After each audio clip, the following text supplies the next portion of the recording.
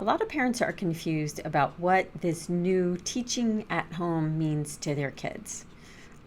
They're not sure, does all the responsibility fall in their lap? Are the schools required to do anything? How much are they protected when the student has an IEP, the Individualized Education Plan, or a 504 plan from the school system? Is the school required to do anything? Or does literally every piece of the child's education now fall into the parent's lap?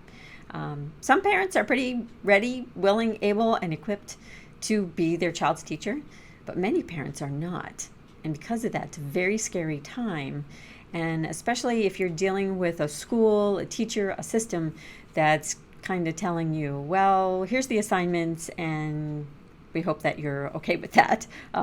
Parents can be really confused. And then, of course, there's kids who the whole distance learning piece is going to be a huge challenge. And to assign them to certain websites and a list of things to do can literally be impossible. So I wanted to come to you guys today and just kind of let you know what the law says, and hopefully to give you some tools in communicating with your schools when it comes to this online learning or distance learning or whatever you're calling it in your neck of the woods. Okay, so the first thing you need to know is IDEA, the Individuals with Disabilities Education Act, it is still in play. Parents are still protected. Children are protected under IDEA in what's called the Free and Appropriate Public Education. So systems usually call that FAPE. And I'm sure that you guys have heard that term every once in a while. And so basically that means that whether they're in school or they're at home in this new adventure that we're in, that the child gets what it is that they need in order to make progress towards their goals, what the best outcomes are that we're looking for as a team. So the school system, as well as you as parent, are looking for your child to make. What kind of goals, what kind of progress are you hoping for them to make? And hopefully those things are outlined in your IEP, because your IEP is what really drives FAPE. What IDEA is telling us right now, since kids are home and their placement isn't inside a school building, is that they are still required to receive FAPE to the greatest extent possible. Okay, so yes, just like many things with IDEA, it's kind of fluid, and it's kind of meant to be that way because every kid is different. And that means that what's a free and public education for one kid is different for another kid. So you kind of have to take it all sort of with a grain of salt, but you also need to recognize that the law is there to protect you, to protect your children, to protect your child's rights in getting the services, the supports, the instruction that they need in order to make progress. And since nobody knows exactly how long we're going to be out of school, it would be in our best interest to kind of make the assumption that we could be in this situation for months. So we don't want to let a lot of time go by that our kids didn't get anything or didn't at least get some level of instruction from the teachers that they are used to in the classroom. So I'm going to go over 10 things. Okay, so these are like my top 10 when it comes to virtual school or distance learning with children with special needs who have either a 504 or an IEP. Okay, so number one, you're going to look at your IEP. So if you haven't looked at it in a while, I want you to pull it out, take a look at it, take a look at the goals and what the child should be working on, during the course of this sort of IEP year. And all of your IEPs will end at a different time. So you got to kind of look to see, okay, what are the goals? What are we working on? Have conversations with your teacher. You should be in communication with your child's teacher by now. So hopefully everybody's shaking their heads yes. And you want to have conversations with them. You want to look over the goals. You want to talk to the teacher about what are the goals that are most important to you. If you're confused about how to implement a goal at home, talk to your educator and ask them how you can do this within the home.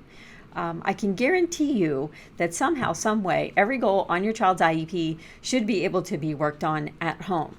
Now, it might look a little bit different. For instance, if you had a goal that was to, transition in the hallways, remaining in line. Yes, that one's going to be tough, because they're not in line in a hallway, they're not in school.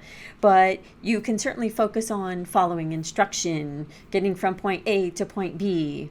There are ways of working on every goal within different settings. You might have to tweak it a little bit, but you can do it. So talk to your teacher about the goals, let them know what the ones are that you're most concerned about, and so that you guys can work on them together during this time. Number 2, talk to your teacher about a schedule. So I don't mean just creating a schedule in your home, because hopefully you guys already have those schedules set up where your kids are on a schedule. They get up at a certain time. They kind of get rolling with school at a certain time. But I'm talking about a teacher schedule. So talking to your teacher about her schedule and having that ideally written out so that maybe, I don't know, from 8:30 to 9:30 is when the teacher does some of her morning planning. And maybe it's 9:30 to 10 is instruction. Now, many teachers, I've been actually really happy to see that many teachers, general education teachers especially, are meeting with their students every day. They're doing, whether it's Microsoft Teams, Zoom, or some other platform where the kids are all coming together. And they're seeing each other, they're talking to each other, they're communicating with each other through text or chat rooms. And it's pretty exciting to see really good teachers talking to all their students, trying to give them some semblance of normalcy during this really abnormal period that we're all faced with. So you want to know, okay, so when is my child going to be instructed? Because while, yes, a lot of this is going to fall on the parent, your child should still be getting some instructions from their teachers, whether that is a regular education teacher or special educator, speech language pathologist, occupational therapist, physical therapist, counselor. And again, it's a little tricky right now, but it can be done, and it is being done by many truly amazing educators who have really taken the bull by the horns and are already really making some good things happen. And then after that, the teacher may have a period of the day where she's communicating with families, where she might be able to have conversations with you if you're confused about something that was talked about during the lesson, or you don't really understand what kind of approach you should take with your child or what kind of resources are out there. So scheduling a time doesn't have to be daily, kind of depends upon what you're used to, what you need, what your child needs, and communicate that with the teacher so that you guys are on the same plan moving forward. Number 3, communicate with your teacher about the accommodations that your kid needs, especially if your child participates in regular education and your child might be in that group. So let's say in that Microsoft Teams group with other kids from their class. You don't want the teacher to have to announce to the whole class a message to you about, well, Johnny's going to get some extra time, so don't worry about that. That's really not the place that we want that to happen. So having communication with your teacher in advance so that you guys are clear on what the expectations are for your child. Some kids with disabilities are on a modified curriculum, so that means they won't necessarily have to have the same level of participation or requirements as the outcomes as a child who's on regular standards.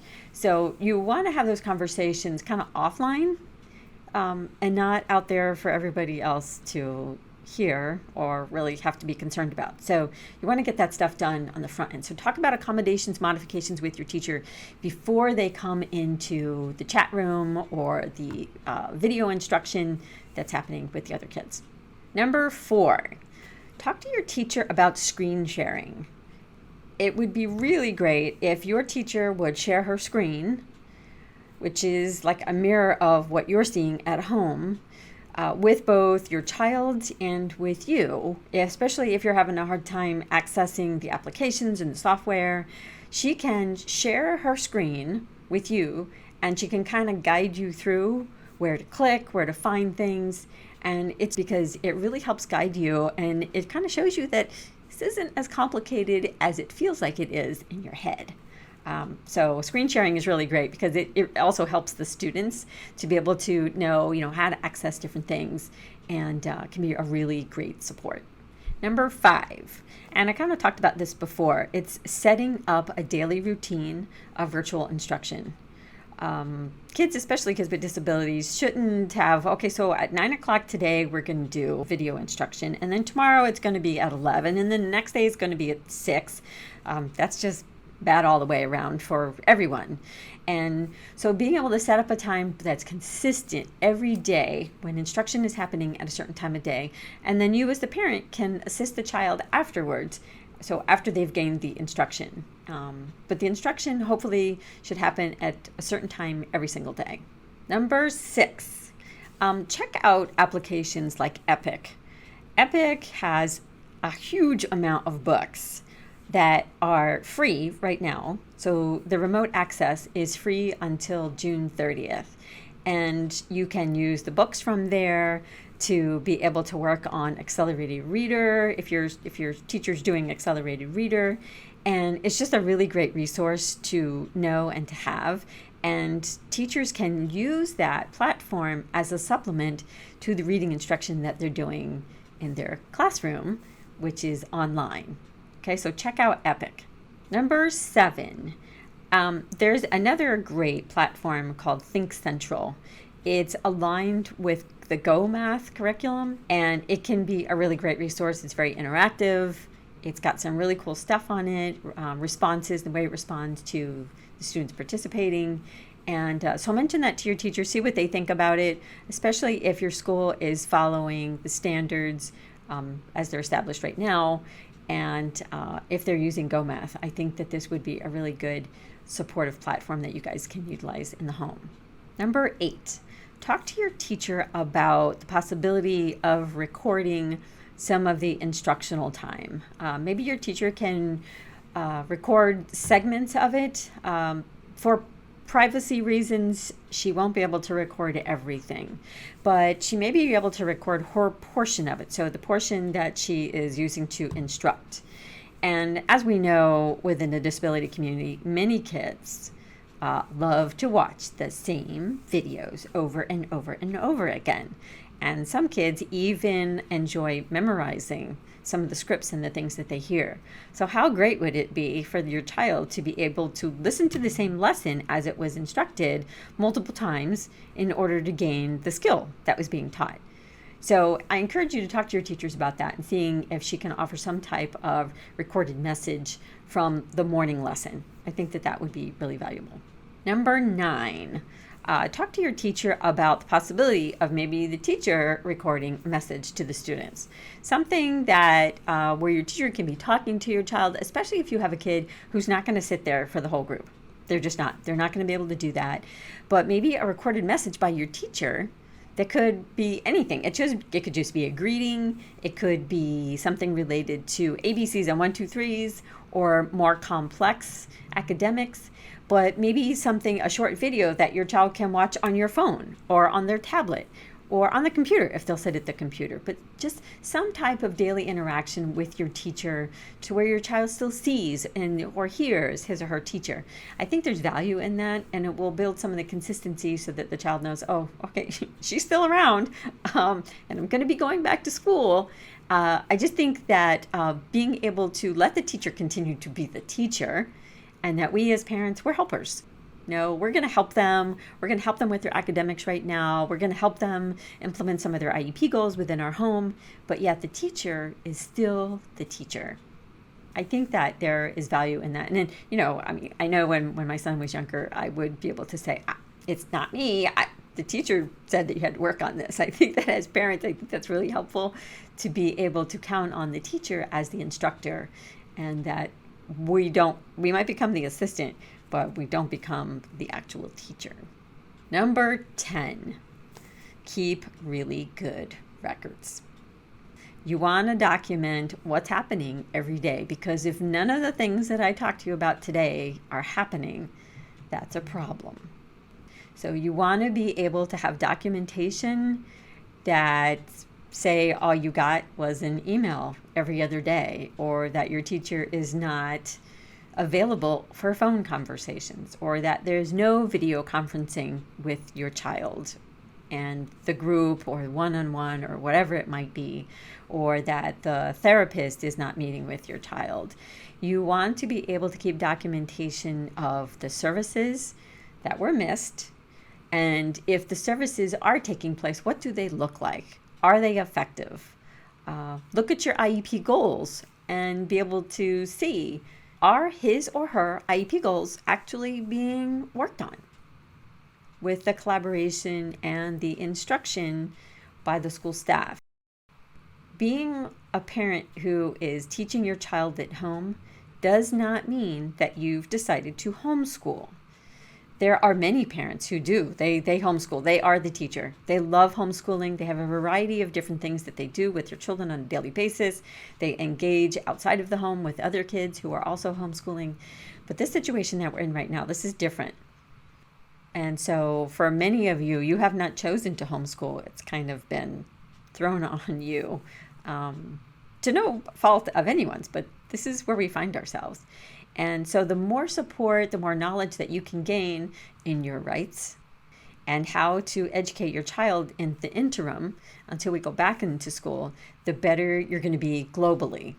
And if you are a parent who has decided that you're not the teacher, and so you're not going to be doing instruction, the challenges for your child going back into school are probably going to be pretty enormous. And I'm not talking about the academic piece. I'm talking about having to sit down and do a job. Because when kids sit down and they work on academics, that's their job. When they go to school, that's their job. They're learning things. Sometimes learning those things are really hard and it takes a really long time, and sometimes not so much. And I can tell you that many parents are sharing with me, and these are parents of kids who have some fairly complex disabilities and complex needs, that their kids are making more progress at home with the one-on-one 20 minutes, half hour, hour a day that they're getting one-on-one than they were getting in the school classroom for months. So the potential for progress and success is quite enormous for you as a parent. And I think it would be pretty cool for your kids to go back to school and your teachers to go, this was pretty awesome. Your kid has made a tremendous amount of progress. I think that that would be amazing. So continue to do as much as you can. Communicate with your teacher. If you do not feel like you're getting any of these things I'm talking about today, then I want you to reach out to them. I want you to ask them, how is what you're providing to my child even approaching FAPE for my child? And if it is not, make sure that you document it. Oh, one more thing. A lot of school systems around the country are going into this temporary education plan. That does not mean that all of your child's services should be stripped. So if that is what happens to you, or you feel like that's happening to you during these temporary plan meetings that you're going to be having, you need to document in there that the decisions that are being made by the school team, if you don't agree, you need to put on there that you do not agree. You do not feel that this is providing your child with FAPE, and letting them know, you can put this in writing, letting them know that you are not waiving your rights to seeking compensatory educational services. I have seen kids getting really great interactions with their teachers that are putting forth a lot of effort, kids that are already showing progress in just a matter of weeks. So I know that it can happen. It can work out. It can be done to at least fill this time before they go back to school. So if you don't feel like that is what your child is receiving, then advocate. Okay? All right, good luck, guys. Have a good one.